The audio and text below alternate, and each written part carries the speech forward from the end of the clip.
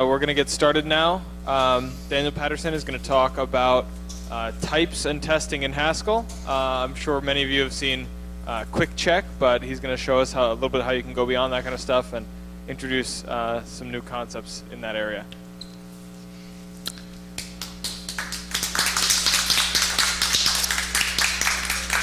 Hi, everybody. I apologize in advance if I'm speaking a little fast. I often speak fast, and I'm probably going to be speaking even a little bit faster right now because I have, I think, a little more than 40 minutes of material, and I want to leave some room for questions. So just to, those are the slides if you want to follow along.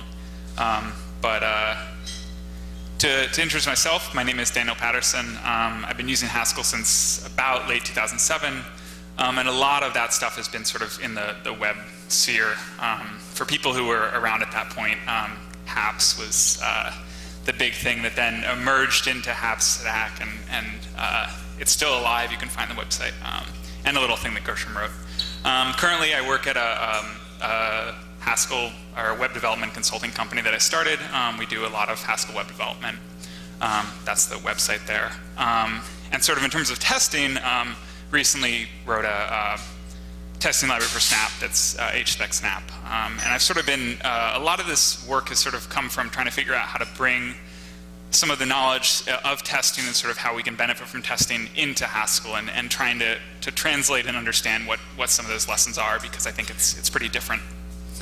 And so just to start, and I like types and testing in Haskell, so that's why this talk. But sort of an introduction, why test in Haskell? And I'm sure you've seen this statement that, you know, it type checked and then it was right. And I don't want to say this experience doesn't happen, but I want to sort of maybe tease it out a little bit. And sort of related to this is saying that, you know, tests are important in languages like Ruby and languages like Python and languages that don't have the kind of type system that we have and that we count on. And sort of as a little counterpoint and a little appeal to authority, I have a quote here from one of the main authors of GHC, Simon Payne-Jones, who said, "Types can say something about the function, but not so much that you can't fit it in your head at one time. And that types are a little bit weak precisely so that they can be crisp." And this idea that one of the main values of types is that they help us reason about programs, and the way that they help us reason it, that they're simpler than the programs that they describe. And sort of because they're simpler, they can express all of the complexity that the program has. And that's a little bit the motivation of sort of where this work comes from. And sort of, I want to give you tell you exactly what I'm going to do before I say it. So here are the points of the talk. And so if you want to just leave now, you can. The first is that tests are critical for real world reliable code. I want to convince you that, sort of motivate that, but also just state it. And one of the ways of approaching this is sort of trying to figure out code that is underspecified by its types. And this is often in pure code, but it could be pure code as well. And those are the pieces that you should be testing, you have to test them, and ideally you can sort of separate those from the pieces of your code that encode logic. And we'll go into this in detail. The second thing is that it's fun. In Haskell, we still have the type system when you don't sort of like go into testing mode and suddenly you're just, you know, throwing strings at the box and hoping that it gives you good answers. And sort of testing drives you towards writing pure functions because they're a lot easier to test. And in some ways, the type system also drives you that way, which is that if you're getting into where you suddenly have your pure functions, and this is Brian experienced this, you now have these functions that are IO something, and you want to be able to use them places, and then the type system is saying, no, you can't do that. And sort of pushing us towards pure function, I think is something that a lot of people have recognized it as a really useful thing just to build maintainable code.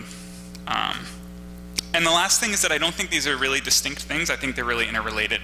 And I don't think we've done enough to figure out how to connect types and testing. But let's get to some code. I'm going to try to have a lot of examples because otherwise it's just me talking about my opinions. So you may have seen quicksort. It was probably one of the first things you saw, first examples of Haskell code of saying there's this beautiful 3-line quicksort. It's functional quicksort. It isn't actually quicksort, but it looks like quicksort. And it's sort of this expression of how concise and beautiful Haskell is. And so I sort of want to use that as a little bit of a motivational example. And I simplified here. I'm just talking about lists of integers. I don't want to deal with comparison and type classes here. So I wrote a quicksort. And I said, there's a pivot. I'm going to use the first element of the list. And I know you're sort of filtering the what's less than or what's greater than. And I ran it, and that's not right. There's an extra 1 there. And so I was thinking, well, I can see what went wrong here is that I'm using equality on both sides. And sort of if you're filtering, you're using equality on both sides, you're going to end up duplicating elements. And once they're in separate parts, we know we're never going to lose those elements. You've added new things. So I wrote it again, and I said, okay, no more equality. And this one didn't work either. And then I thought some about that, and then I was like, well, maybe I'll just try something else. It looks like maybe the middle was wrong, but maybe I should have equality, and that didn't work. So then I was like, okay, the problem is that somewhere I'm using equality, somewhere I need to have one type be equality and one be inequality, or less than or equal to, and then less than, and that also didn't work. And so the point here is not that I managed to write quicksort wrong 4 times. I probably could have written it right, but the point is that that looks like a toy example, but all those functions type checked. Every single one of them, they type checked, and I ran it, and I didn't find out it was wrong until I actually ran it on an example. And I can give you some better examples. Here's an example that I recently found. It was a bug in a code base that I maintain. It's a magazine subscription system, and this was the piece of code that decided whether someone was going to get refunded. So they say, I got this subscription, I don't actually want it, I want to cancel it. And so what the piece of code was supposed to do is it would say, okay, we'll get the last, we assign you 4 tokens, it's a quarterly magazine. We're going to grab the last token for this user. We're going to get the charge, the reference we have to the payment processor from that. And maybe that's nothing, that's because it could have been a promotional thing. There wasn't any charge. But assuming there's a charge, then we want to check, let's get all the tokens that this user had for this charge. And if there are 4, that means we give them the money back. And the problem here is that this didn't actually check if we had sent them any magazines. And we don't delete these tokens when we send magazines out because we sort of keep track of things. And so really, if you manage to hit this endpoint, it didn't matter what had happened, you're getting your money back. And the problem there is that, and the same problem with QuickCheck is you have different functions that have the same type, but they have different behavior. And so in this case, we had this get user tokens with charge that took a user ID and a charge ID and gave you back a list of tokens. And you had this get unfulfilled user tokens with charge, and that was the function we really wanted, because we didn't want to just give everybody their money back. And this didn't actually turn out to be a real problem because the UI code didn't have the same bug. So you didn't see the button that said, can I have a refund? But it's easy to see that this can happen, and this happens in real code. And the interesting thing about this is if you think about tests, and when I'm talking about tests, I'm talking about automated tests, because everybody tests their code. You run it, you see if it works, you check it. Maybe your users test your code, and they find problems with it, and maybe you find out about them, and maybe you don't. But you're testing your code, and these are automated tests, and that's everything I'm going to be talking about. But the interesting thing about tests is that they don't have this problem, because the tests describe a specific behavior. It says, I had this function, I gave it this input, I expect this output. And either it has the behavior, or it doesn't have the behavior. And there's no way of saying, well, it had the behavior as sort of, or like it looked like it mostly had the behavior. Either it had what you said or it didn't. And it's possible that you didn't describe enough. You can certainly have tests that aren't covering enough, but it's interesting to think about that this is a problem that's distinct for types. And just to give this is the test that caught the bug on the previous slide. I was being bad, I wrote this test later, and as soon as I wrote it, it started failing, and I was saying, wait, what's going wrong? You shouldn't actually be able to cancel. And sort of to explain this is using the HSpec snap library.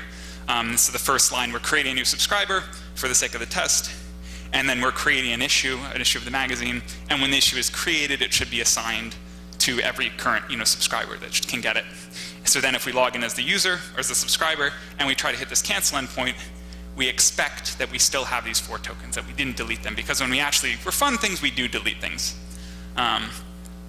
And yeah. Just quickly.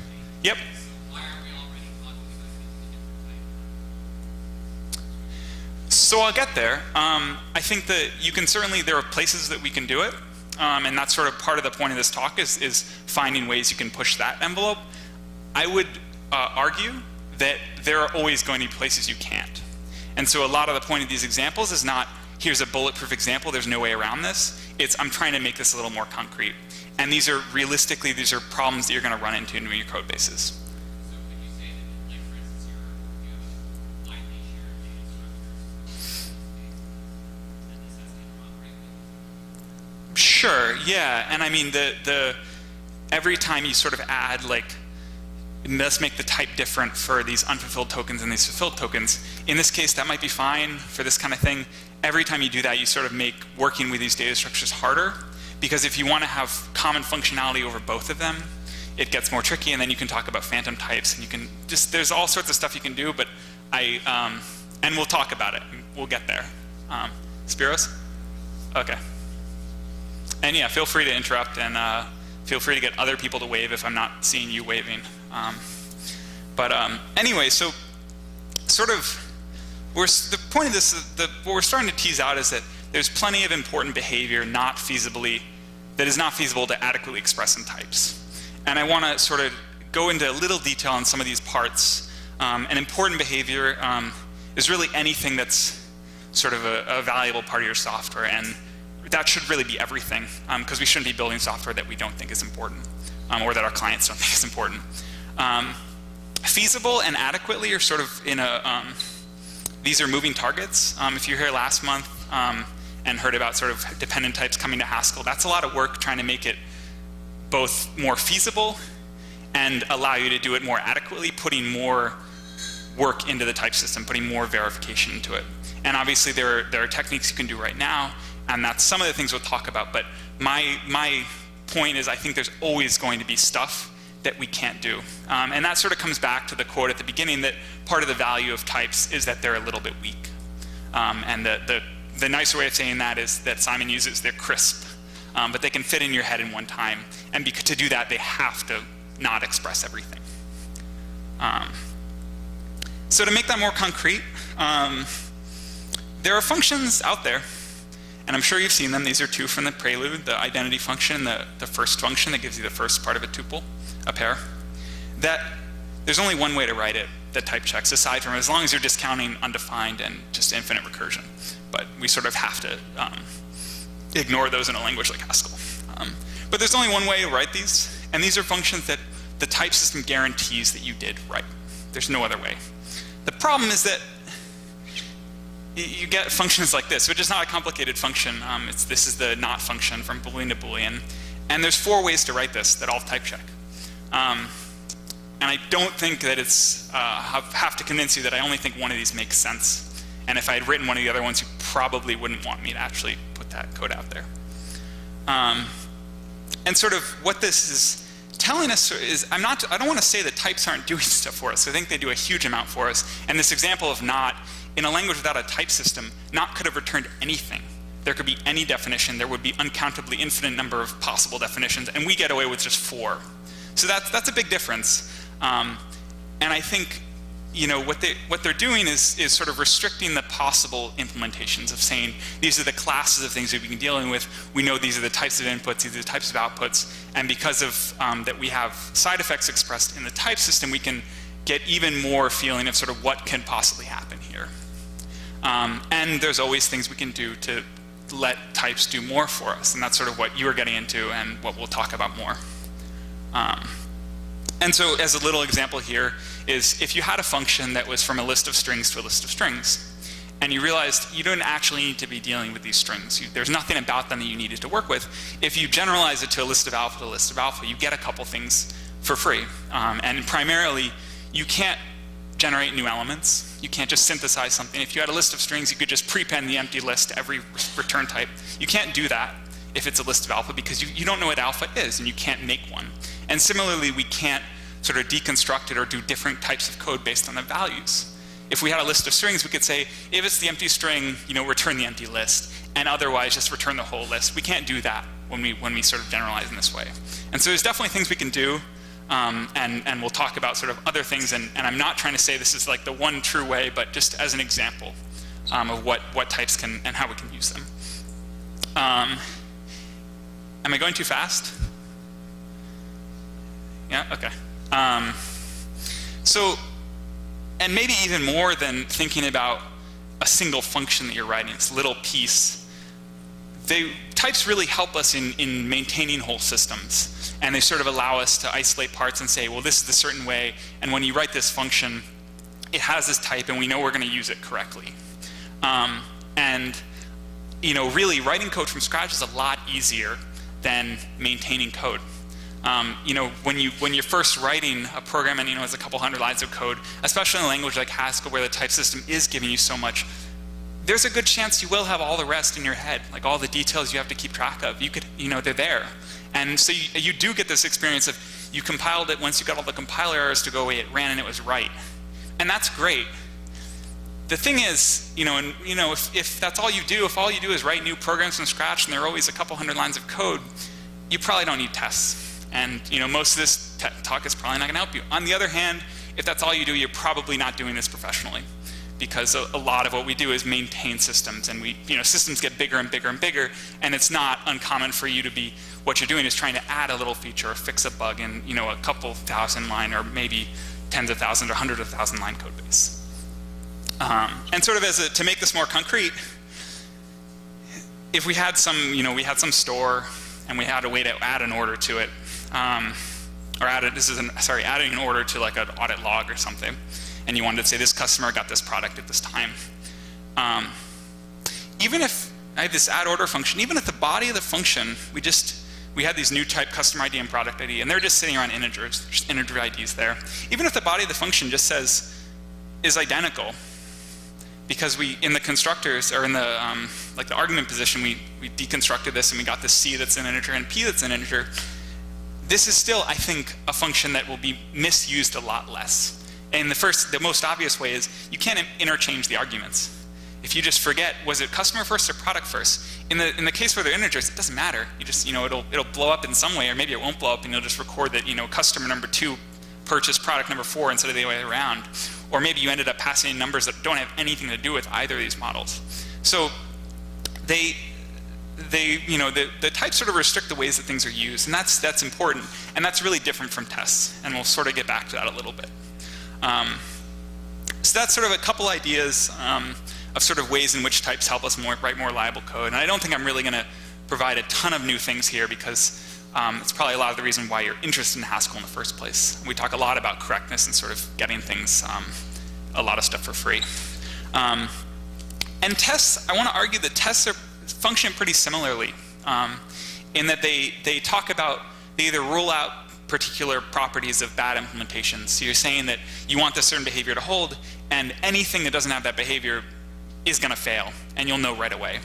And the other way to think about that is they restrict you to sort of sets of implementations that have a certain behavior that's good. So it may do all sorts of other things, but it at least does this thing. And that means something. And in a similar way that that there's a lot of ways this could go wrong, but that no matter what, it's going to be processing the right types, and it's getting the right data in, it's putting out the right shape of data. Maybe it'll be a little messed up, but it gets you a lot. So that's a lot of talk. I want to make it a little more practical, and I'm going to give you, this is sort of my recipe for doing this kind of work. And sort of TDD and Haskell, if you're familiar with TDD, test-driven development, test-first development, whatever sorry, I won't say nonsense, but whatever the next word they came up with, which is the first step is figure out your types. If you don't know the types you're dealing with, I would argue you sort of need to do some work. And it's certainly helpful to experiment, write some code, see what the types come out. If you're using a new library, put some of those functions together and try to understand. But do that and then figure out what are you actually trying to write. And to figure out what you want to write, I think that you need to understand the types. It's sort of a primary thing when you're dealing with a language like Haskell.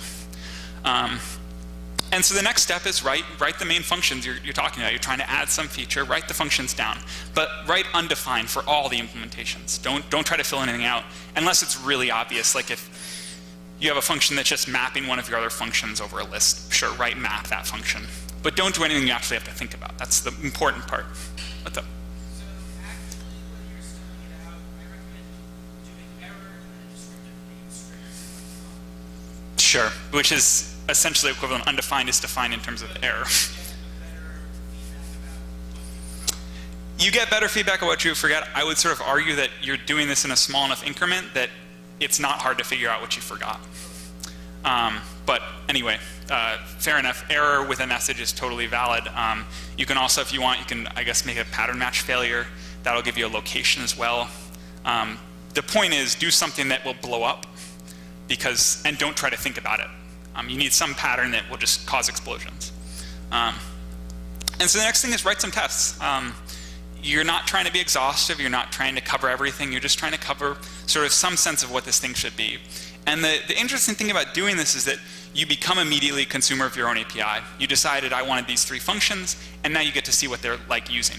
And sort of, try them out, see that you can, and if you can't make them work, or you say, oh, I want to be able to do this, and then you try to use it, what's up? So isn't there a harmony between this and working in an interpreter?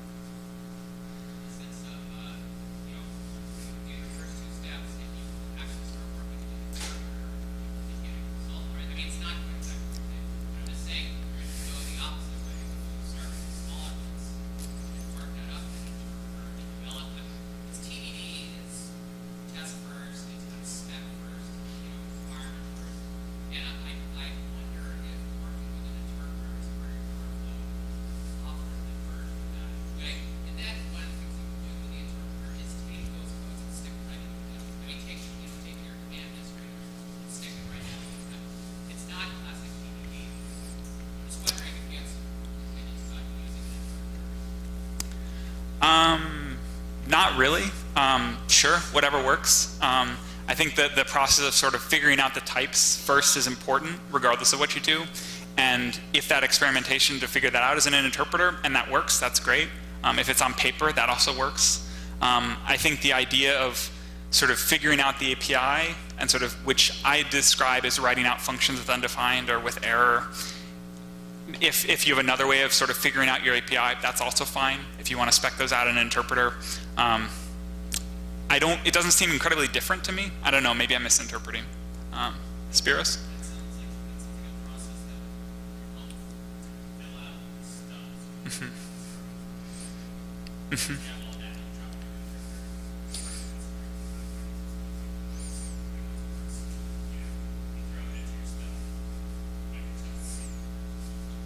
I think one of the reasons we bring up Haskell is an interesting language in that you will like a lot of times you have this kind of artificial divide in other languages. Oh, my language is compiled by those people like FBS. Could I suggest that we maybe hold off on sort of debating this until the pulp, and at this point we listen to one approach? Thank you, Gershom. So anyway, the idea is you write the tests and you fill out sort of how you want to use the code you're writing. And the important thing about this is a design point. This is not just you're trying to get it correct, you're trying to understand, is this a good choice? And if you decide it's not, go back to 1, start over at your types, or maybe go to 2 and rewrite the functions. And then you have this, now you're ready, you just fill in the implementation, get rid of undefined or error, whatever, fill it in with actual code. And the important thing obviously is you should run the tests before and after this, because you want to make sure they're failing at the beginning. And if you've done this process where you have undefined all over the place, it'll be really hard for you not to get failures, but it's possible certainly to have tests that don't actually tell you anything.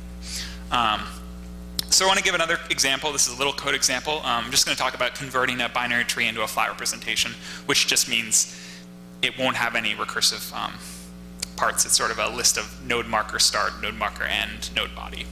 And this is obviously very small. It's supposed to be slide sized. So I'm using the HPEC library. You can use whatever you want. And so we started with the types. And so this is standard binary tree. We're just putting integers on the leaves. And here's our flat representation. It has a start and an end and a leaf with an int. And the important thing here is obviously t-flat doesn't refer to itself in its type, or else it wouldn't be flat. And so our function is just flat, and it goes from a tree to a list of flat nodes. And it's undefined. And so we write some tests, and I just wrote this little helper. I did this mostly because I'm at like a 60 character limit on the screen, not because you actually would probably do this. But flatten to just HSpec, you give a descriptive message. It is sort of the declaring a test, and the description message, and then the actual test, and should be as an equality test. So we want a leaf to flatten to an end leaf. That's pretty obvious.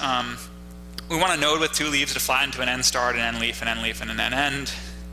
this is getting a little longer, node with a node inside it leaves, you probably get the point. And I just did the other option. And so we run this, and we get 4 failures. It complains about undefined. And so now we just write it. And so we know the leaf should be leaf, and this looked right to me. It looks like you could start with the start end, flatten, end. And we run it again, and it succeeds. And so at the basic level, that's all there is to it. Gets a little more complicated with impure code, and there's a lot of stuff you can do with property testing libraries like QuickCheck. I'm not going to go into them because there's already a lot of stuff to talk about, and I don't think they substantially change the process. They just maybe do a better job at certain kinds of things. But really, you can start doing that. Create a main file somewhere, put some of your functions in there, and start writing tests for them. So I want to summarize. This is sort of the first part of the talk. Summary is, testing is still important in Haskell, but it's a little different than in other languages. And I think the reason why that is because we have these types, and I think types should always be primary. And that's sort of the reason why you have this first step of figuring out your types. And the reason to do that is that you're guaranteed that they're consistent across your whole program in a way that sort of types or tests are talking pretty locally. And they're usually pretty lightweight, depending on sort of what you're trying to do with them. And the third thing is just test before you write implementations. Especially when you're writing testing frameworks, it's really easy to have things that don't tell you anything. I was on a project a year or two ago working on a reference implementation of Python, and we had these tests that were testing standard output and standard error. And the tests that were positive saying, oh, it should print this, were great. And the tests that were saying it shouldn't print this, there were times when it wasn't printing anything because the whole program was crashing. And they were still saying, oh yeah, it's great, it didn't print it, no exception was thrown. So be careful of that. But in general, if you're using libraries that are like testing libraries, that's a lot of what they do for you. Sort of try to avoid those cases. So I guess I'm going to be really brief. I had intended to say this is like a first part question break because that's sort of the base level, the sort of just how to get started with this stuff, and then we'll get into sort of more of the maybe more of the theory. Okay, just going to go on. So the second part is sort of where do types and tests meet? We have these things, and I'm arguing that they sort of are related, but there's a question of how much of each do we need? What can we do in both directions? And you can almost always make code have stronger types. In the limit, that's really hard to do. It's sort of PhD research. Or the other side of it is even if you do it, you could end up having bugs in types. And if your types have problems, then I don't want to be you. But the other side is you can definitely always add more tests. There's no limit to this. You could duplicate your tests if you were worried that this one at this time might fail. But in the limit, that's totally unmaintainable. And you obviously don't want to be there. So my thing is, you don't want to be in either extreme. You want to be somewhere in the middle, and the question is sort of where. And to start to sort of parse this out, oh, sorry, that was a really bad pun, or that was just me looking at the screen. I want to talk about sort of a distinction that I'm just drawing artificially between what I'm going to call boundary code and internal code. And when I'm talking about boundaries, I'm talking about boundaries with your Haskell program and the outside world.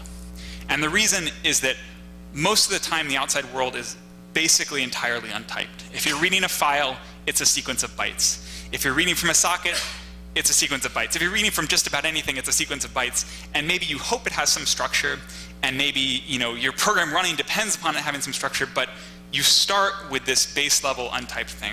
And there's some code that's running on those boundaries. And it happens all the time, and sort of I wrote down parse because I think parsers are sort of the quintessential example of this. We start with some semi-unstructured thing. I said text here, it could have been a byte string.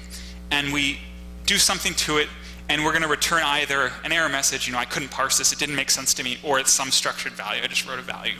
And there's obviously always a question of how much should be in that value, how much should this parser do, but the point is that this parser could always return failure. And there's no way that you can know that it isn't always going to return failure until you run it, because the type is not telling you that. Because we encompass this possibility of failure, and we have to deal with that.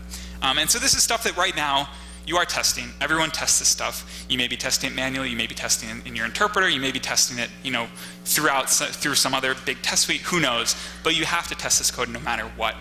And so my argument is that you should try to make these functions really small, because you're going to have to test them. They're sort of functions that should make you a little nervous because of how little the type system is telling you about them. And so another example is code that's sort of inside these monads that can give it all sorts of access to stuff. And so this is an example of a snap web handler action that is make a calendar. And so it takes a date, whatever date is, and it returns you some calendar. And it's in this monad because maybe it has to look something up. And the problem is that it can get query parameters.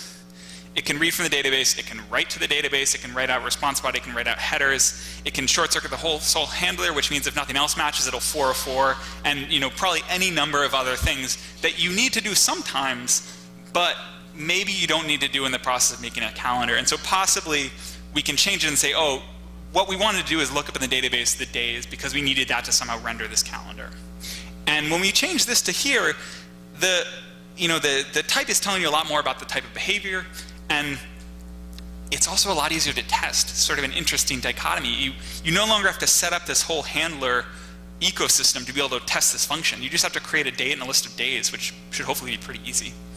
And so the other side of this is sort of what I was calling internal code, is code that is sort of not on these boundaries, and code that you can sort of always push into more and more checking at the type level, and sort of add more places where the type checker will be catching errors. And so as an example, I have some value type that's an integer, boolean, or text, and say we want to put it on a web page. And so we have some render function that goes from value to text. And this should make you nervous because escaping, shell, you don't want script tags floating around here, and maybe there's other types of escaping you're worrying about if this is going to a database. There's SQL escaping, and what you could do is say, okay, I'm going to say that there's an escaped value, a safe value, and there's an unsafe value, and we're going to have a function one place where we have to escape things, and then from then on we have this safe value, and we can only do things, render will only take a safe value. So there's no way that you can call this with a value you haven't escaped, as long as you don't construct any other way of making safe values aside from through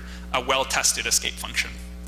And there's other ways to do this. Phantom types come up. This is one of the sort of quintessential example of why you might want phantom types, this string escaping. But I think that sort of distracts from the idea. The point is that it exists distinctly in the type system. And what you're doing with this kind of stuff is you're imbuing a type with sort of a proof that something happened at runtime. And that if you have a safe value, this escape function was called. And that's the important thing, because the escape function can do anything. We don't have to worry about what can we possibly express in the type system. We can say, I know that we have to look for this certain string and get rid of it. And anyway, yeah, I'll keep moving, try to keep moving. And so the place this relates to tests is, the main thesis is that we want to cover functionality that's unspecified or underspecified for types. That's the place where we feel nervous about it. That's the place where we're not thinking that the type system is doing so much for us. And so that boundary code is prime territory for that. And I think it's not really surprising. I think that's stuff you're already testing. And so in the last example, you definitely need to test to escape. You may or may not need to test render. Depends what it's doing. If it's doing something really basic, like just showing the thing, then forget about it. But escape is scary. And so thinking more broadly a little bit about the difference of what can you do with types and what can you do with tests, is tests are asserting properties within a specific function, within a specific block of code. And so if you have this function f, tests for it show that f was written correctly. They don't say anything about how it's used. And that's really important, that they don't tell you anything globally. So saying this, types are global, tests are very local. And so if we actually give this function f a type foo to bar, we can start doing things with that. And so yeah, it controls some of how we write it. You can only use the value foo in constructing your bar, but maybe I think often it doesn't actually tell you that much about the specifics. On the other hand, we can do tons of things outside. Like if you don't expose any constructors for bar, like we shouldn't have in our safe value example, you basically say that you can only do things with this the way that I allow you to. So you take this bar and you have to pass it back to my functions, because otherwise you don't have anything to do with it. You have this value that then you cannot construct any functions that take, because you don't have the constructors. You can't take it apart. And so similarly, people call these smart constructors. If you only expose certain ways to construct foos, then you sort of can use the fact that you have a foo to mean something, of like, it was constructed this way. And the example that someone comes up is, say if you're dealing with telephone numbers, or zip codes maybe is a better example. You want to store a zip code as just a series of digits because it's not a number. Don't let anyone convince you it is.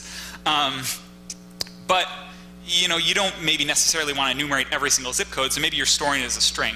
but you don't really want that to be any string, or maybe it's a series of digits, but you only want valid zip codes. And so if we only expose a certain way to construct it, then we know that once we have a valid zip code, it actually went through that. And so that's another thing that you can sort of do with types to make code safer, make it more reliable. Sort of on the complaint I think I hear most is that real code is hard to test, and these little examples are great, but they're not what my code looks like.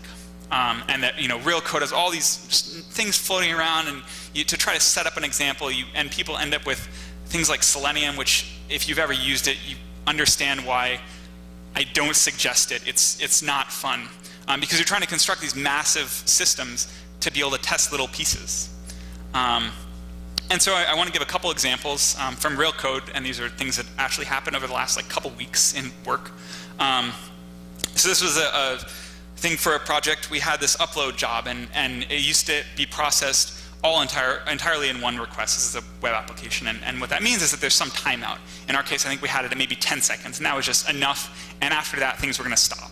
And that limited the size of what the upload could actually be. There's some number of rows in this data.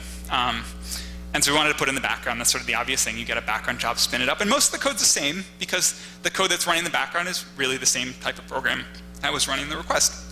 But there's a new issue, which is we have to tell the user what's happening, because in the past we had this nice progress bar of the page loading, and either they're loaded and that was successful, or it gave an error maybe and that wasn't successful, and there was no question of what can we tell the user at any given point. So we said, okay, there's going to be this simple process. You're either processing until it gets marked down by this background job, or maybe some time period passed and you assume the background job just failed, and you're going to mark it as failed. And so we said, okay, we're going to take this as a little pure function. We can write this. We can write this data type. It's either upload processing, upload done, or upload failed. And then we can write this function that says, given this time and given this upload, and the upload has within it when it was created, we can tell you what state is it in. And this isn't complicated code. I'm not going to write it out. It's just it's some Boolean conditions, and that's the kind of code that I feel like is the most scary, because it could either you get the boundary condition wrong and the code's wrong. But we can test this. It's easy to test. We can generate uploads. We don't need to put them in the database. We don't need to deal with network. We don't need to deal with the web. This is our function.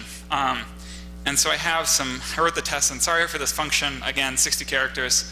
This is just a way to construct an upload with a given upload at that time relative to a time that you give it. So the first argument is sort of your base time. Then there's a difference, and you'll see that in the tests, which is what we were saying is, okay, the status right now, if we uploaded it 10 seconds ago, should be processing.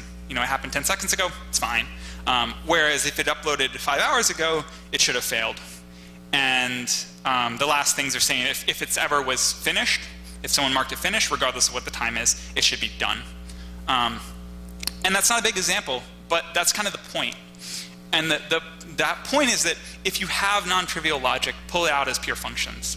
Take your logic out of the code, and it suddenly becomes these trivial little functions, and they're easy to test. And another example, one of the things I've been working on recently is writing some code to let you sort of embed WordPress sites into Haskell applications. So you have an application, but someone has existing content, or they want to be able to use that editing interface. And it's not done yet, sorry, but if you want to look at it, you're welcome to. And one part of this is we're getting back JSON blobs from the WordPress API endpoints. And we want to allow us to use Heist, which is, again, sorry, this requires background. It's sort of why I have these toy examples, because they don't require background and real examples do. But if the basic idea of Heist is that you have these templates, or tags in XML templates that are bound to sort of arbitrary Haskell code. And so the idea is we have this, we create this WP post tag, and we want to make sure that the structure of nested tags corresponds to the structure of the JSON that we started with. So they send us the stuff with titles and authors and content and images and all this other stuff, and we construct this tree of tags you can write these templates with. And then on the post, we allow these query things, like limit it to 10 posts with the tag Haskell, without the tag experiment, and there's other stuff. And so there's a lot of different tests that come into this. One thing is, given we got these HTTP responses, are we constructing these tags properly? Can we write these templates? Another side is, given we wrote that WP post limit equals 10, tags is Haskell and not experiment, are we actually hitting the right API endpoints? Like, did we actually construct the URL that's going to give us back that? And finally, there's all sorts of utility functions. One of the bigger ones was maybe you have custom fields like if you set a custom image type, then the JSON that's going to come back will have your custom image type in the JSON, and that's application specific. So we don't want, as a library, to restrict you only to these certain tags. And so we end up with these trees of mappings from JSON to heist tags, and we have 2 trees and we need to merge them, and it's kind of non-trivial because we want certain overriding behavior. But those are all pure functions. They're just dealing with these tree data structures. So how we test these things, the first thing is we want to see, given proper responses, that we build these tags.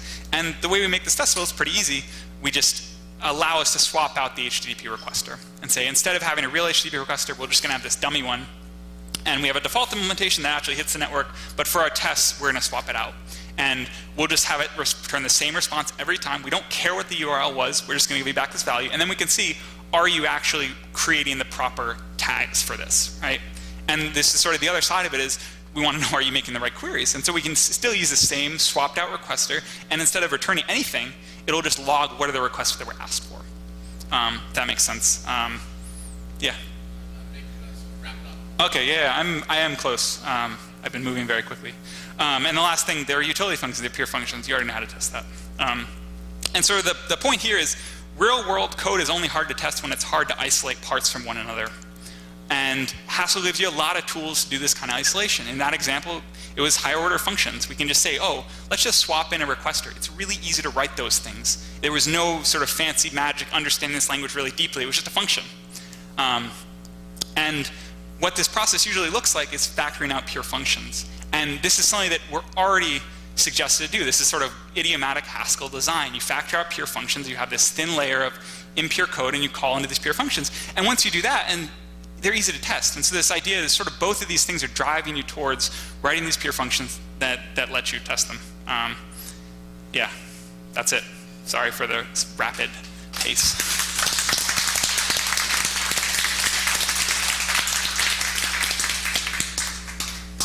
Questions? Maybe a few? No? Okay, we're out. Thank you. All right, thanks to our speaker.